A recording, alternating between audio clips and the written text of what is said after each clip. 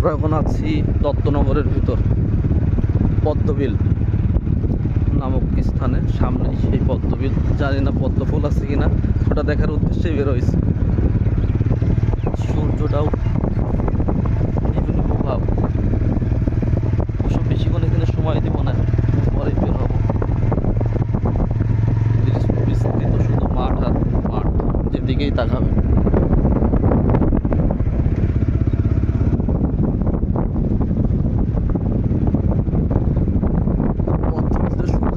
সৌসির অবস্থা, হ্যাঁ, বিলে ঘাস খেয়ে পদ্মবিলার নাই কে, তাই তো দেখতেছি পদ্মবিল এখন শুকনো বিল হয়ে গেছে। আমি কিছু দেখাতে পারলাম না ভালো কিছু। এইটাই হলো, এইটা আমাদের এই জায়গায় পদ্মবিল।